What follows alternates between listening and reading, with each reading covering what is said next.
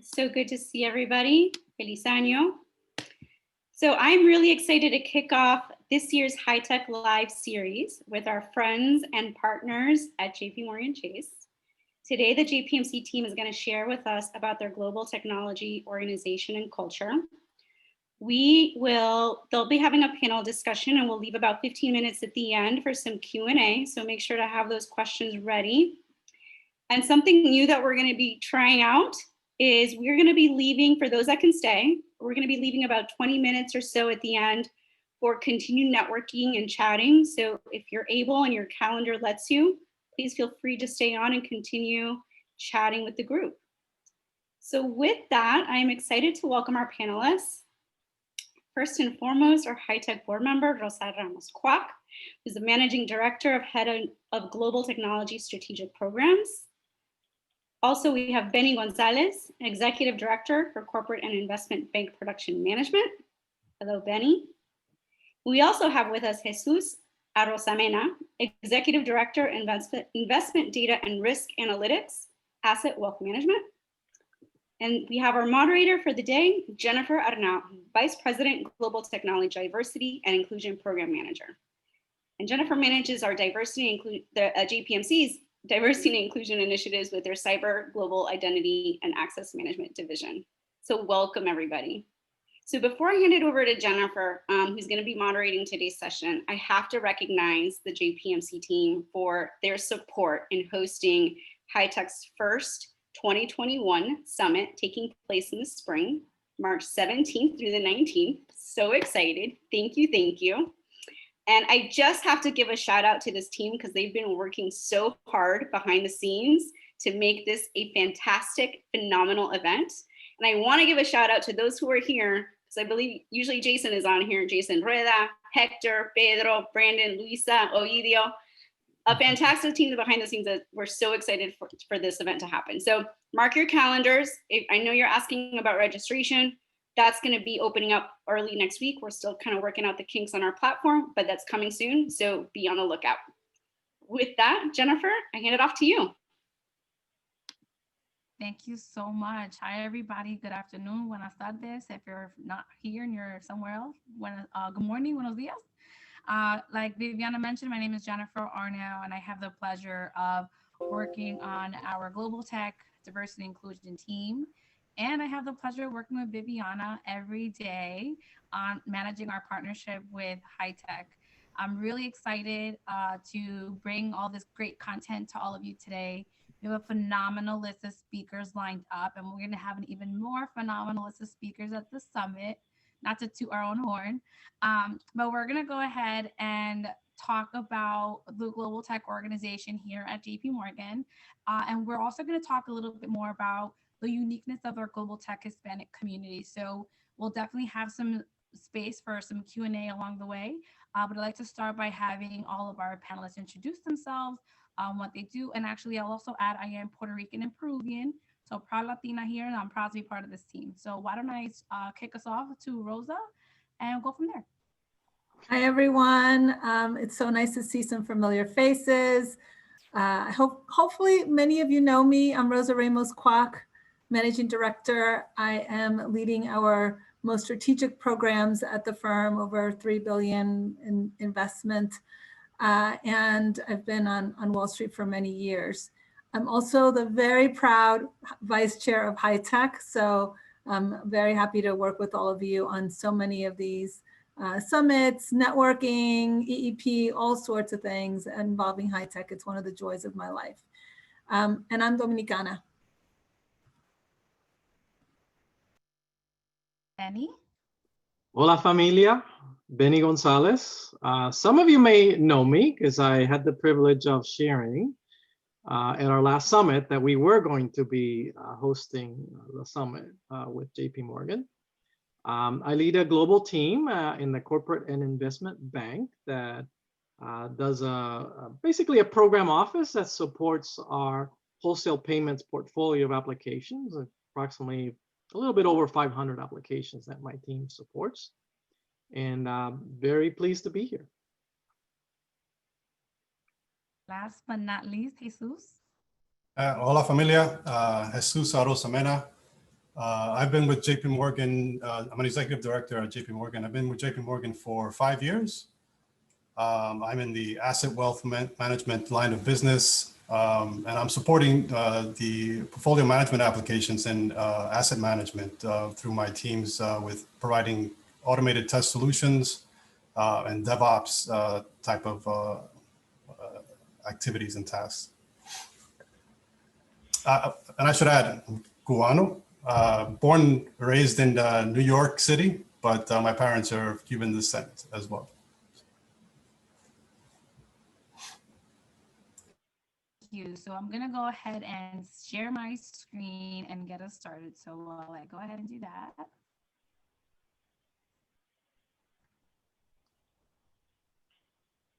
I'll give it a second to make sure everyone can see the screen. We can see. Presentation. All right. With no further ado, we'll go ahead and kick us off. Benny? Yeah, thanks. So I shared some of these data points at the summit. So some of it may be a little bit repetitive, but JP Morgan has scale, right? Not too many organizations that have over 50,000 folks in the technology organization alone. That's just, you know, out of the 250,000 employees that we have. And I won't go through all these data points, but, you know, close to 7,000 applications. In the business side, we move $6 trillion daily. In fact, during our COVID period last year, we hit a peak of $9 trillion, which was incredible. And I know a little bit about this space because that's the part of the area that I support as part of my role. And then on the consumer side, we have a tremendous volume of customers, 52 million active digital customers using our banking platforms, 43 million debit and credit card accounts. So we definitely have scale, and this landscape is continually changing as we either continue to grow or add components to our portfolio. Thanks. Yeah, so to get a little bit into about technology at JP Morgan, right? You know, we have over 60 million retail customers, and as Benny shared before, 52 digital. We have invested aggressively in infrastructure, and we realize the benefits of modernizing across our business with an $11 billion a year budget in technology. We have, as Benny mentioned before, right, over 50,000 technologists located in more than 60 countries, delivering market-leading technology capabilities with speed for our customers, clients, employees, and communities in a secure, stable, and scalable way. As you can see, we have 4 main lines of business. I'm part of one of those, supported by 5 global technology organizations. Although we are a large company, we operate more like a small company in the teams that you're aligned with. So it doesn't really feel that large when you're here. Rosa, on the next slide, sorry. Yeah, great, thank you, Jesus. So technology is all about change, as well as our ability to adapt. Adapting to changes in our customer base with expectations around the way that we interact, digitally and personalized. That personalization is fueled by artificial intelligence. You're going to hear a lot more about artificial intelligence and machine learning at our summit. We have a research group that leads our efforts in artificial intelligence and machine learning, and that's led by a very well recognized and respected Carnegie Mellon professor. So a lot of investment there. We also have to adapt and open to new technologies as they emerge. Blockchain, as an example, is not only about Bitcoin. JPMC was one of the first financial services firms to use blockchain technology in our business. And we now have a business that is fully dedicated to this, called Onyx. And they are focused on blockchain-based payments and also a network. Competition is a driver for innovation. Financial service companies are not alone in trying to get market share. We have to be aware of our growing competitive landscape. We partner with Silicon Valley on products, as well as new firms that we bring into the JPMC familia, like WePay. At our very core, our foundation, financial services and banking, is all about trust. We have to protect our customers' and clients' privacy, as well as their money. We have to understand that evolving regulatory and threat landscape, whether that's GDPR overseas or the California Consumer Privacy Act, CCPA. We have to be ready to protect our customers' privacy.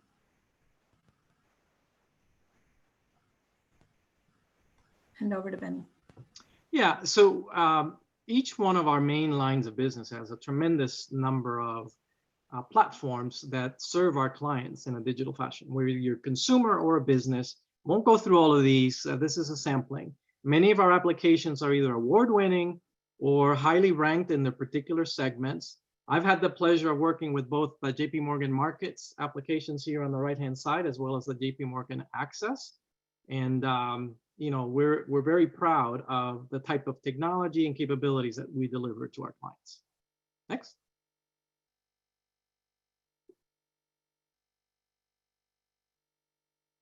Yeah, hi. So as Rosa was saying, we have a lot of investment in AI and machine learning, right? So AI, we have it at scale and speed with Omni AI across JPMC. Omni AI is used to identify and pull relevant data to train the AI models.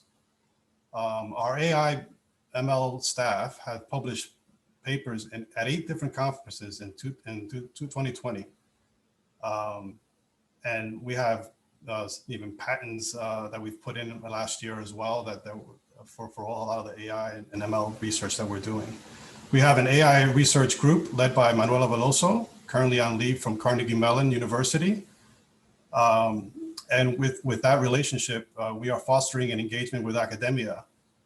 We launched our very first AI Research Awards program this year that will foster current partnerships and build new relationships with the best-in-class universities, students, and researchers.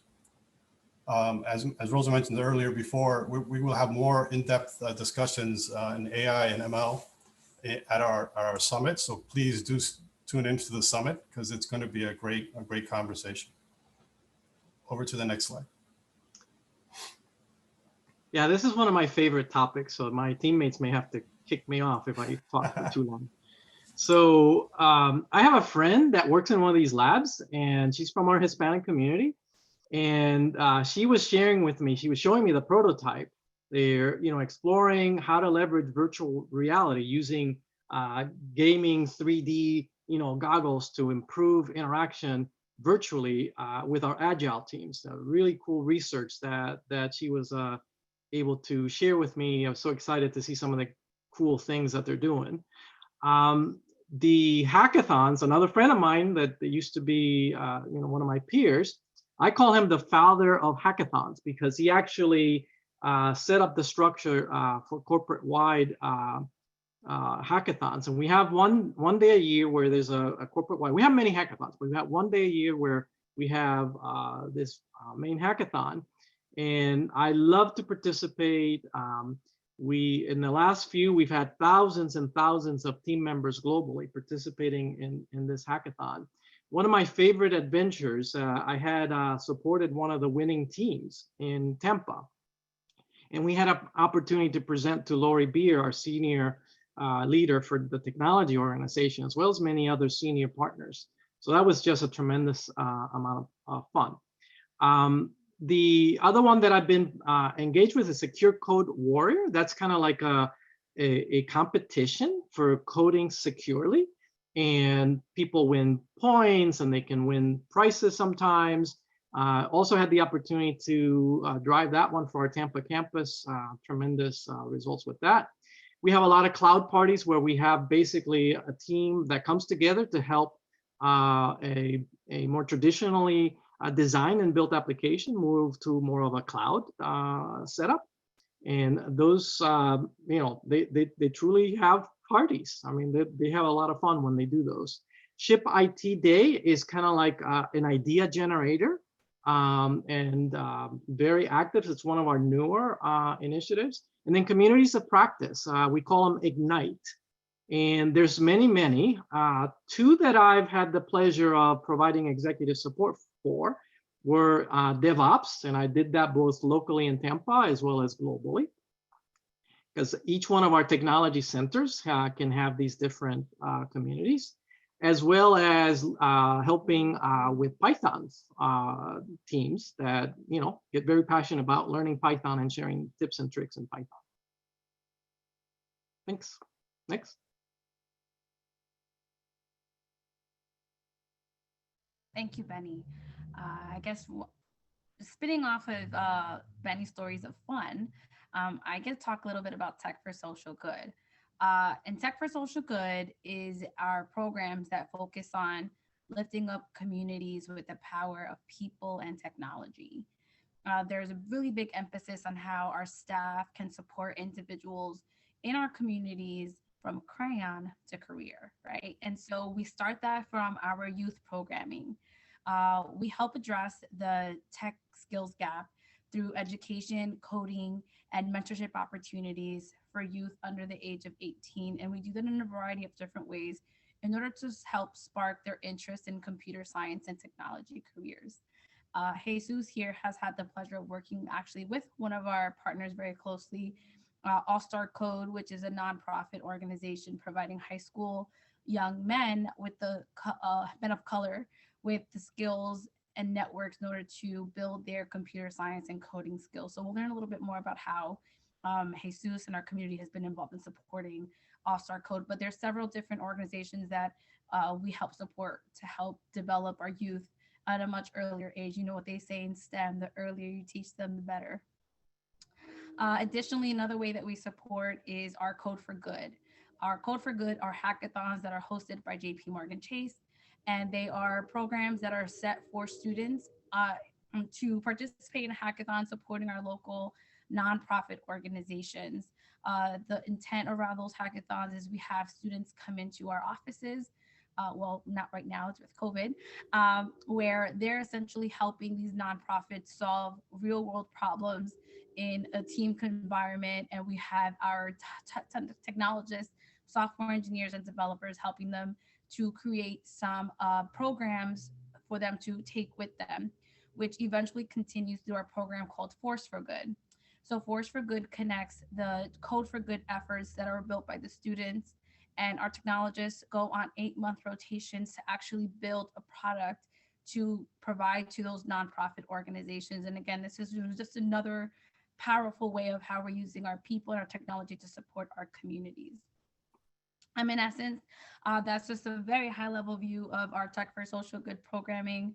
And it's just a really great way to give back and leverage our technology skills from our communities and our employees to support. And then, yeah, so this almost brings us to pretty much the end. So it's just a little bit more information about the firm. And I like to highlight the JPMorgan technology page. We do have a tech trends and podcast that give you the latest and greatest on what we're doing in the technology community as well.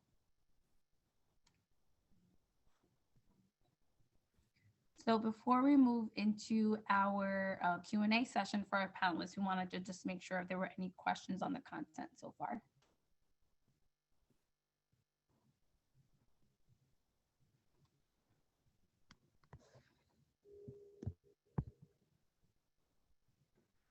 All right, so I have a shy crowd. It's okay. I can work with shy. I'm not very shy. So I'm gonna stop sharing my screen and I'm gonna just allow us to be in a more conversational mood, and I'm gonna drive us through some of our conversations just around the global tech Hispanic community. So fortunately, Rosa, myself, Jesus, and Benny are very active members of the global tech Hispanic community. So you're probably wondering what exactly that is and how does that look like in the terms of JPMorgan. So my very first question that I want to ask my panelists is to share with our participants here, what exactly is the global tech Hispanic community and how does that differ from our business resource groups? So Benny, do you want to start? Yeah, I can start. Look, we partner a lot with our BRG, which is called Adelante, right? That's the one that focuses on Hispanics. And actually, we collaborate across many of our BRG communities and other technology communities. But this is a unique community that caters, right, to the special needs of technologists at the firm. And when you're working on similar jobs and you're going through similar experiences and you have similar backgrounds, it's just it's just a way to really we build our own internal familia, if you will, within JPMorgan. Yeah, if I can add, Rosa, just real quick, I think part of it too is and Adelante supports like the business and technology, right? But we tend to have, from a Hispanic perspective, we do really well on the business side, I think.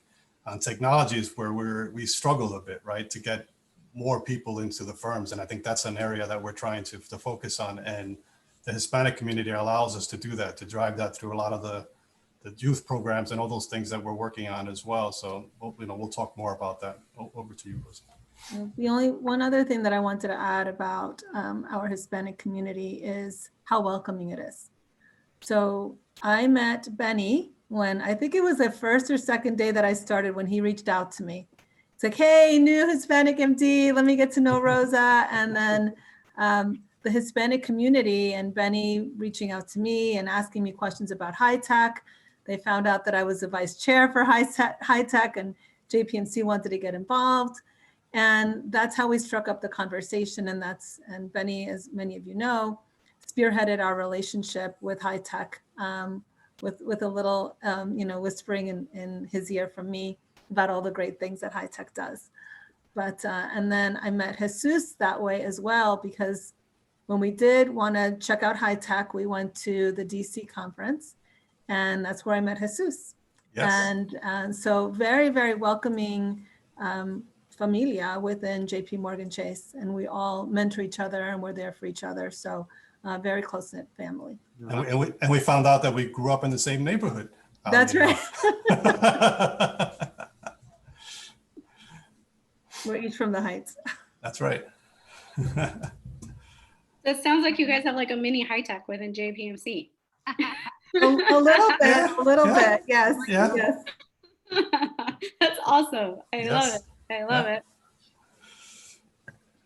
My next question for all of you, I mentioned a little bit about how on the Tech for Social Good side, we partner with organizations like All Star Code. I'd love to hear from your experiences on how the global tech Hispanic community has supported those kinds of communities in your experiences so far. Yeah, I could jump in on this. So as you mentioned, right, we have a lot of the programs. Two of the programs that I get involved in not every year, but the last 2+ years has been All-Star Code and Girls Who Code. And specifically in All-Star Code, I'm very much involved in that program and with that organization. And the firm this year, with all the challenges that we had with COVID, and a lot of corporations, a lot of their partners kind of reduced how much they provided for the year, because they weren't going to be their cohorts weren't going to be coming into the office and things like that. Proud to say JPMorgan Chase did not. They left the amount that they give them every year to support them intact, which allowed them in turn to be able to get mobile Wi-Fi hotspots for all cohorts, not just the ones coming to JPMorgan or the ones working with JPMorgan, and allow them to make the program successful for 6 weeks. And they kept the program almost about as close as you can have it with remote, as they do when they're in the offices. So it was really great. It was a great program. So we have a lot of other things, right? We go to conferences and we are involved with universities, HBCUs, HSIs. There's a lot that we do there. I don't know if Rosa or Benny, if you want to add. One thing that I wanted to add to that is when we think about the broader community, we have universities that are part of the United States territory that has a captive audience of Hispanics, and that's the University of Puerto Rico. They have a great engineering program. We had about 15 interns, and we're looking to grow that as we do it every year. But speaking to them about what it's like here and what it's like in banking, I had a great opportunity to be, in their welcome party, if you will, all on Zoom this year. But it was great to see our investment in University of Puerto Rico and in their engineering program. And look, in our reaching out to the community, sometimes, I mean, we have great people that are really passionate about helping out and doing things. Jen and I had been talking about what can we do in Puerto Rico? What can we do in Puerto Rico with someone else that was also very passionate about Puerto Rico and one of our teams. And I happened to be there for vacation. That's where I'm from. I'm Puerto Riqueño. And I said, I'll go to Mayagüez. I'll check it out. Who do I need to talk to? So Jen knows everybody. So she put me in contact with a couple of professors and the lady running one of the key student organizations, and great conversations. And then, the team was able to go to Puerto Rico as a team to do recruiting the following year. And we've had, like Rosa said, a great initial class. It's fantastic.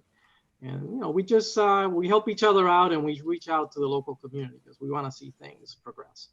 Yeah, and I'll add, we also, as from the Hispanic community, we had several sessions with the interns as when they came in, right, to kind of welcome them and greet them and answer any questions and kind of get them, feeling part of the family already, right, from the very beginning. So it was really nice. Yeah. Yeah, Great, thank you. Yes, I remember when I joined the firm, they're like, "Why don't we go to Puerto Rico? We don't have business there." I was like, "Trust me, I know." And then here was when I have the support from stakeholders that sit in the business, like Benny. It's like, Benny already went. He already spoke for me. Like, here's all the data points of why we need to go. So I think there's a really good support system here that our leaders do listen when we have the right relationships in place to really help drive some of those changes and initiatives. I did get a question from someone in the audience that reached out to me. So I'm going to pause on my question. I'm going to go to Pablo Schneider. If you want to go off mute. That's right. It's Schneider Munoz, and I'm probably the only Germarican in high tech. And Benny, you inspired me to share a small graphic in my office. There you go. Oh, look at that. Muy bien. So I have to say, the abuelos are proud and smiling down from heaven on us. And so 2 things I wanted to mention. One is a little noticia that's very positive, that our dear friend, Dr. Betty Uribe, is now the managing director for consumer banking of JPMorgan Chase, California. Yes. And for those of you who didn't know that, Betty Uribe is an absolute dynamo.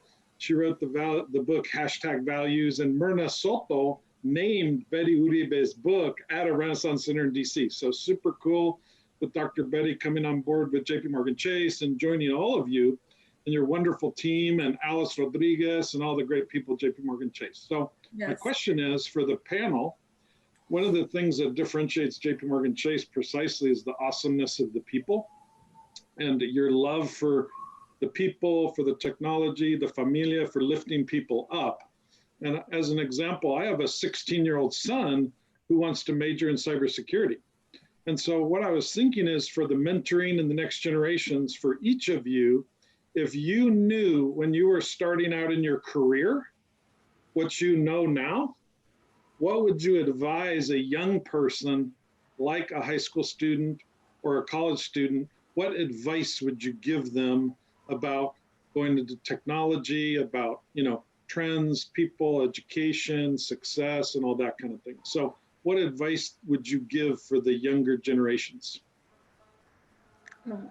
I'll suggest something, Paulo, and thank you for your question. Sorry if you hear, noises. I'm in New York City, so, it's just a noisy place. But I would just say to try different things and educate yourself. That's why I think as early as you possibly can, shadow someone, get an internship so you know exactly what you're getting into. And you understand what a day in the life of someone that is practicing cybersecurity, what they do. And there's so many different, when you say like things like cyber, there's so many different facets to that. So which one are you interested in? You could be super, super technical. You could be on the policy side, right? It's a very broad spectrum that's included in cyber. So I would say, reach out to people. Don't be afraid to say, hey, can I get 5 minutes with so-and-so, with somebody? You're super, super connected, Pablo, right? So you can, your son's at a certain advantage there. And just talk and educate yourself, and then try to do as much as possible, because you get a much better feel for, what you're gonna do. There's many things that we could say. I absolutely resonate with, get into one of the, apprentice programs, internships. There's nothing like making contacts early on, right? And we have fantastic, you all can talk to Jen, and I do a lot of recruiting as well. We could talk you to death about our programs and how proud we are of them. But, just get involved, start making contacts early. Careers in technology these days are, continuing to grow. There's still demand for technologists, and, they pay relatively well. So I'm always encouraging young people to explore this side of our industry. Yeah, I would add, tell them, stay curious, right? And don't limit yourself, right?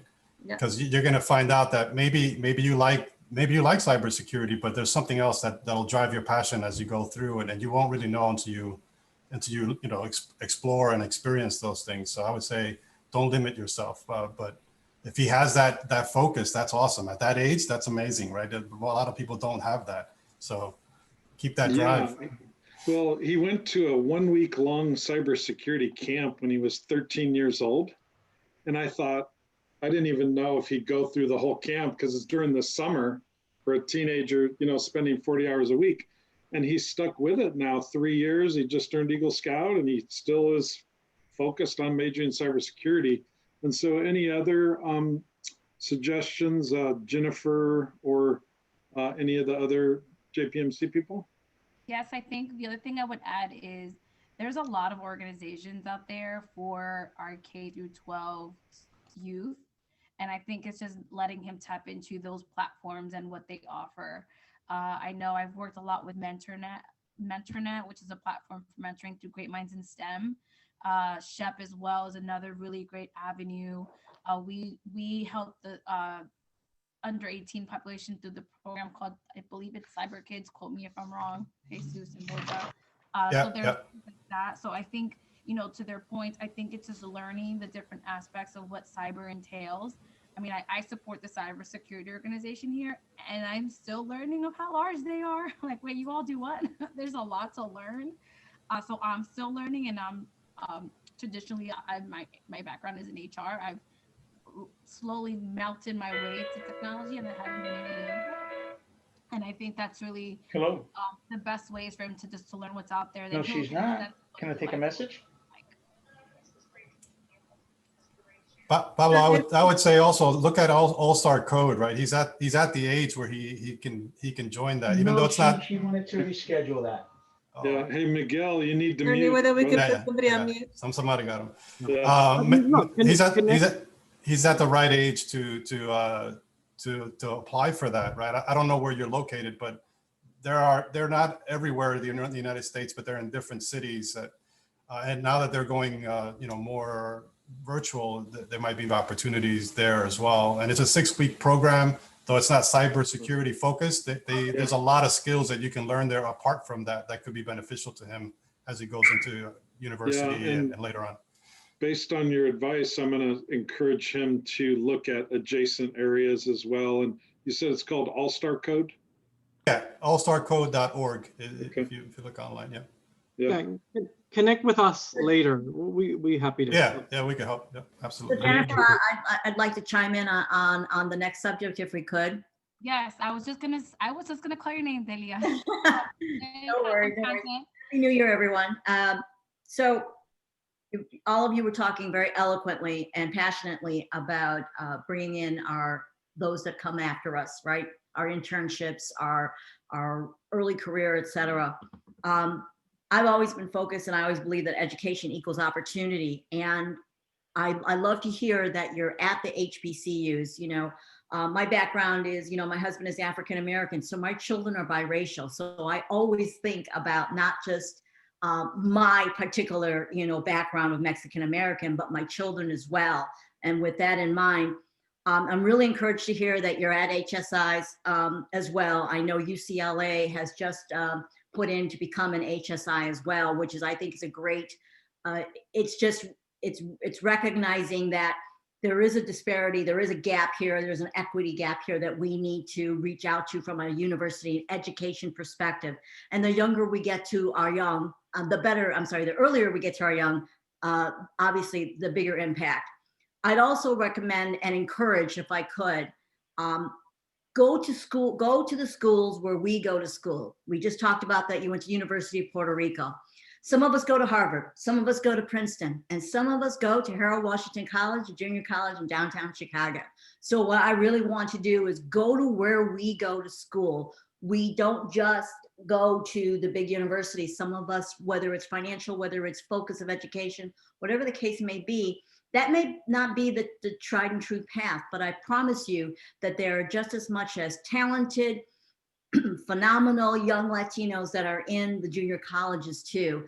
And they don't get as many internship opportunities. And quite often in talking with them, because I do a lot of keynotes at colleges like that, they don't often go look for the internships because a lot of junior colleges are more commuter-like. So you're coming in for your class, you're doing your thing, and you're heading to catch the bus or the train or to go to your job or whatever the case may be.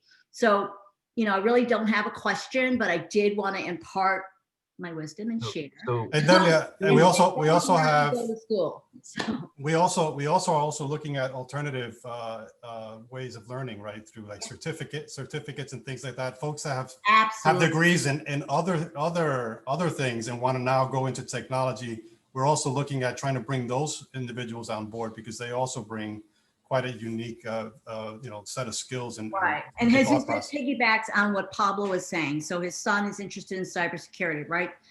Let's just take me for example, and we'll go way out here. I don't have a strong background in cybersecurity, but if I was at JPMorgan, then I would say, hey, do you offer certificates that I, as an employee, can get a introduction to cybersecurity, or an introduction to AI? G's company CloudSpot is strongly in AI. So my twofold thing was it's all about education equals opportunity, and I'm a continuous learner. So education doesn't stop when you get out of school. We have Delia, we have a lot of internal training programs and learning capabilities. We just actually upgraded our systems to make it easier for people to access the training that they need, along with an assessment of their skills, tying that to mobility. So that's very much a focus. I think the one other thing that is unique around some of the programs that we offer is that we realize that some people may have an interest in technology, but maybe they didn't get to major in technology. Yeah. And so we have a program called Tech Connect that is like an internal boot camp that prepares people for that. And the majority of our Tech Connect population that we get is actually Hispanic and African American. Wonderful. So it's a great way for us to get and tap into that population and also, teach them valuable skills. Absolutely. Well, thank you all. Many of our Tech Connect graduates are doing phenomenally well in the firm. So here's Stephen to thank everybody for helping him. Thank you. All these people are helping you a bunch on your goal of being in cybersecurity. Yeah. Good luck. Love you, man. Good luck. Good luck. I hope to one day be like you guys. Plan. Yeah, Stephen calls me Padre. So I call him Mijo. So Delia, we absolutely resonate with your feedback, and we could spend a lot of time sharing many of those types of angles that we're pursuing at JPMorgan. Yeah, we have a whole team running what we call our emerging talent programs, and it's dedicated for the non-traditional university hires. So return to work, apprenticeship programs, community college hires. So, there's a lot of effort going into restructuring what that looks like across the firm. So I think that's really where people are really beginning to see the diversity of thought the diversity of socioeconomic hires. It's really just the diversity of everything from those various pipelines. So I do encourage, if your companies are not doing things like that, to definitely, connect with us. We can get you with the right folks to just benchmark on how we're doing that here at the firm. Absolutely. I know that, thank you, Delia, for that content again. Jason, I know that you had a question that you wanted to ask, so I wanted to make sure I didn't miss you. And then Dennis, I have you and Robert. So I have two things. One is just to point out to Delia, we also have something called the University Outreach Program, where we teach local university students how to appeal to JPMorgan so they have a better chance of getting in. And so we teach them the things that you normally don't learn in a university and how to stand out so that they're better represented. And we do that for our local universities. It's actually going national for this program. So we have it in Jersey City. We're actually opening it up in Tampa. And then we're going to hit it for the other tech hubs as well.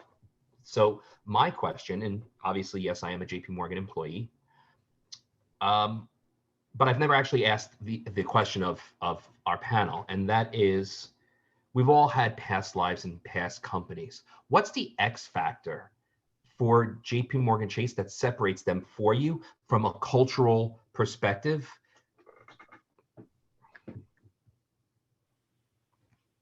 I'll start because I talked a little bit about this earlier, which is it's the people. There's a very, not just collaborative environment, but supportive environment. That's how I met Jason. Jason called me. He wanted to know more about high tech. We got to chatting, and we support each other in many different ways, not just on high tech, but questions about whether it's he works in infrastructure. I've had many previous different roles, both here and in other firms. So he'll say, hey, do you know about this? And so this community that we have really exists, or I'll call Jesus about something. Actually, I think, Jesus, you reached out to me and said, hey, Rosa, can you be on a panel discussion? And I met a whole bunch of other people at JPMorgan Chase through that, right? We're working with Benny. So I think the community is very special. I got asked that similar question when we were meeting with the HBCUs and HSI students to talk to them about internships. And one of the things that I also said is that it is very clear around the culture, and you feel this. I mean, it's very hard to know it until you're actually here. So when I was talking to people about the firm, the presence of the CEO, Jamie Dimon, was like, everybody would talk about him like, he was like they knew him personally. His presence and his sense of purpose permeates through everything that we do. And there are many things that the firm does that they initiated that were not necessarily popular things to do. Investing in Detroit and in those communities. And this is, I know Benny's, I don't want to steal Benny's thunder on this, but because he's very proud of this, but the $30 billion investment that we have, that we announced, last summer, following all the racial tensions and the systemic racism to address communities of color. That is very unique I don't see a lot of firms, doing that and making that investment. Pablo, you mentioned Alice Rodriguez. She's leading that effort for our diversity and inclusion organization to represent, and how are we going to be there? How are we going to make sure that we address things that are, again, systemic, the wealth gap that we have. That's something that's very much, you feel it at the firm and that focus. So I think that's one of the things that makes it unique. And I think the other thing that I would add is innovation. Being the first or amongst the first to use blockchain and JPM coin, like the innovation here is very much a part of how we do things and in everything that we do, and tied back to the business. So that's what I would say. I tend to think of it this way. I've worked for 3 large firms, and I actually never left. I just got sold with the assets when they sold the unit that I happened to be in. But, and they're great people at all the places that I've been. But a simple statement that I could make is like, you look forward to your meetings with your D&I community, right? With your partners, with your familia. I didn't always have that in other places. I have to work hard to find others like me and connect. We have a very strong and very supportive community. And, you know, it's just, it's a tremendous enjoyment for me to be able to participate in with my partners in the community. Yeah, and I'll add to that too. I've worked, this is the first large, super large company. The largest company I worked at before this was actually BlackRock, which was only about 11,000 employees. So it's small in scale, right, from that point of view. But I have to agree, right? Even how large this is what I mentioned before. It operates like a small company in many respects. And the support community that we get from the Hispanic community and even the Black community is great here, right? I was a couple of years ago, I was going through, putting myself in a position for a promotion.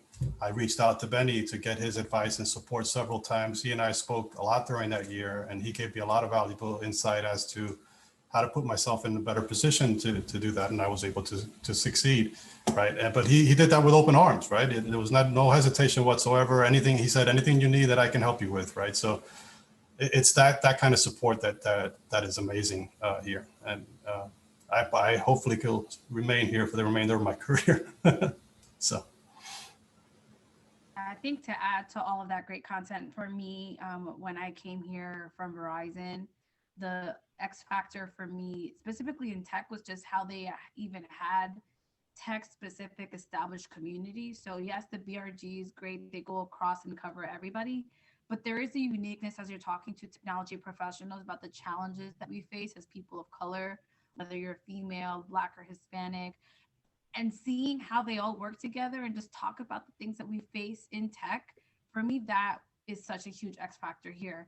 And so when I talk a lot about JPMorgan to folks externally, we have community, we just talk about how to empower our technologists to just be better and move their careers along. And I think that the way that we have our communities built and how we collaborate with one another really is what makes us unique. I mean, we didn't get a chance to talk to this yet, but hey, Susie, I was going to actually ask you one of my upcoming questions just around how we do collaborate with the other tech communities. And I would love if you could talk a little bit about Habit. Just a quick thing to add that I interviewed and wrote a story about Alice Rodriguez, which I'll share with Viviana, if you want to share it with the familia. And in the interview, she said exactly what you said about the X factor. And she articulated very well what you said. And then there's a little Q&A. And interestingly, same thing Dr. Betty Uribe said, she wasn't planning on going back into banking because she was doing writing and speaking and had her own company. And she was so enamored with the JPMorgan Chase people that it drew her back into now being managing director of consumer banking for JPMorgan Chase, California. So really impressive. And then the other observation about JPMC is you guys walk the talk. You know, by the time the Spring Leadership Summit comes around, there's going to be an announcement coming out where I have a connection of a significant initiative investing in minority and women business enterprises. So I will, as soon as that is like the day that's announced, I'll share it with the high-tech familia. It's very, very exciting. Pablo, can't you give us a better inkling? Come on now. No, my partners would, I don't know, they would, never mind. Yeah, no. I know. I was just trying to play that, but I'm familiar link. No, yeah, the day that it's announced, you guys will be the first to know, but it's very, very exciting. I've been, working on supplier diversity of the Fortune 1000 and helping minority, women, and veteran business companies scale up to do business with the Fortune 1000. I'll tell you, JPMorgan Chase is really a terrific leader and always walking the talk and really impressive on just delivering on the commitments and everything. So yeah, the hour that announcement is made, the high-tech familia will hear about it, and it's going to be terrific. Wonderful. If I may, if I may drop in, I have worked with JPMorgan Chase as a tech supplier through 2 different companies in my career. And it's incredible that, you know, JPMorgan is one of the many clients that I've worked with. And no matter who I speak with in the firm, what line of business or team, all, you know, all of them have always said, hey, we're looking to increase our diversity. So we'd love to see more women in tech. We'd love to see more, you know, people from diverse backgrounds in tech. So kudos to you guys on that. Yeah, thanks. Just why don't you talk a little bit about what Habit is? Yeah, so Habit is Hispanics and Blacks in technology is what that stands for.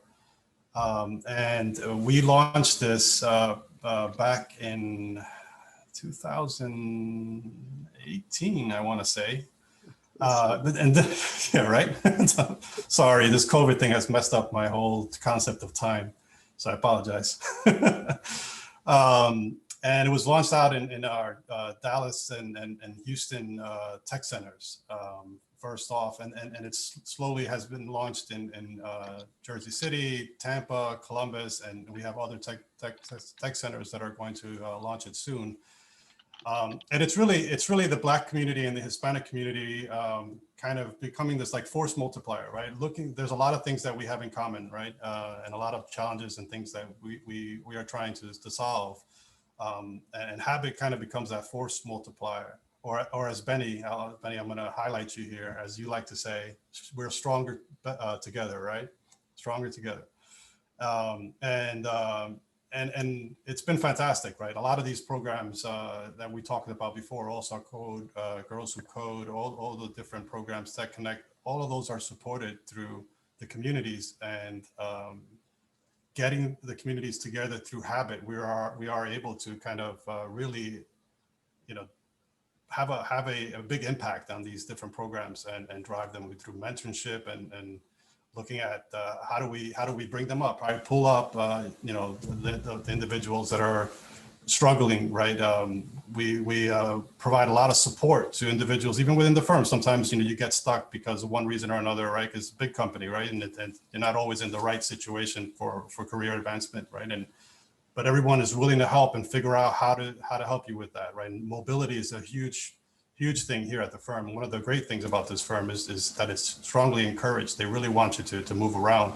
And so the community provides that support, right? Because we're all over the firm. So I don't know if Benny, you want to Yeah, I mean, I talked to death about Habit. I had, so in 2019, I was the exec sponsor for what we call VP Academy, which is targeting high performing, diverse. I'm an alumni. Diverse team members from the Hispanic and Black communities, and right there, I mean, they you know, we form a bond, and you know, there's some similarities, right, to the relationships that high tech has with ITSMF. We're relatively small community still. We're growing. We're very excited about the growth that we've seen in our communities, but you know, we're still relatively small. And that collaboration across our communities is just fantastic, right? So when Black History Month is going on, we join and help them out. When Hispanic Heritage Month, which was just really like outrageously fantastic last year, and I could talk about that for a few minutes too, they come and help us out. And you know, it's a little bit of back to that X factor, frankly. We're very inclusive, right? But at the same time, we're very, you know, naturally coming to the table with who we are, right, as Hispanics, you know, and I don't have a problem being truly myself, as well as sharing with the other communities. I see some of our Habit peeps on this line too, because Ovidio's here. I met him through Habit, and Jason and Jesus, you and I bumped into each other again at Habit, and Benny, we finally met in person at Habit. So you know, we again, another way, especially in big companies, networking and getting to know people is really important. So I think that's a great avenue. One other thing that I wanted to add on that, and in support of other communities, is that, you know, last year it wasn't just COVID that was a difficult time for our country. We also had a lot of racial tensions, systemic racism came to the fore, and the technology community came together, and we actually led our organization to an effort to erase certain tech terms from our vocabulary that were racially insensitive.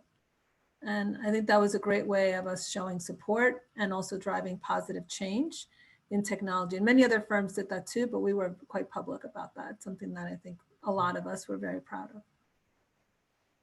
All right, I can't help myself. I got to talk about HHM. Yes, go for it. We have several here on the call who are very active. We'll mention a couple of them participating. But you know, last 2 years ago, I said we got to do more. We got to do more for Hispanic Heritage Month. You know, so I talked it up so much. I said, all right, Benny, well, you're in charge of it. Lead it. Okay, I'll do it. And one of the things that I said we had to do was collaborate a lot more with our BRG Adelante. And we did, and it was fantastic. We had 8 signature events. Those are the main events. There were many, many other events and many other activities during the month, but 8 signature events. We had over 4,700 attendees at all those events. 2 events that we co-sponsored with Adelante, and we had many team members on this call that actively engaged in those. One was change agents, and we had over 500 participants join that particular call. And then Rosa collaborated with her sister and Jason on something called Art Seen Through Latin Eyes, and we had close to 300 participants on that one alone. And so we had a tremendous Hispanic Heritage Month last year. It really helped elevate visibility in the community and collaboration in the community, and not just within Hispanics, but even beyond. Like I said, we had other communities come and help us. We would send an advertising for a session, and the other communities would share it with their members, right? And then we had people from all over joining our calls. It was just absolutely fantastic. Viviana, I want to do the session with my sister here. Oh, yes, you must. That was amazing. Yeah, so for those who don't know, when we were planning HHM, we were just sitting around. Jason's like, what can we get? I'm like, hey, would you be interested in the chief curator of the Smithsonian Museum, focusing on Latin American art and building their art collection? He's like, wow, yeah, that's great, Rosa. And I'm like, yeah, I can make it happen. And they're like, wow, you're really connected. I'm like, hey, it's my little sister. I love it. Let's do it. Fun little connection. So we'll have to get her here. I love it. Well, we are at the top of the hour. There's been so much great conversation. I literally lost track of time, but This has been amazing. So I want to take an opportunity to thank again our JPMC team for coming together this afternoon and sharing this information. And I know there's a couple questions that were still pending, and Jennifer, if it's okay with you, maybe I can get those over to you so we can answer those for those folks. But this has been a fantastic conversation. As I mentioned at the top of the hour, we are going to keep the line open for those that want to stick around and continue chatting. Not required, but please feel free, and we'll just continue the conversation for the next 15, 20 minutes or so. But I just want to take this opportunity again to thank everyone for joining our very first session for the year, and many more to come. So thank you so much. Thank you. Thank you for having us. Thank you all. Thank you to my colleagues in high tech. Yeah. More to come in the spring. Yes, come to our summit. The summit. And Rosa, if you want on that one where you bring your sister, we could get Danny Vargas. He's a longtime friend, and he chaired the initiative to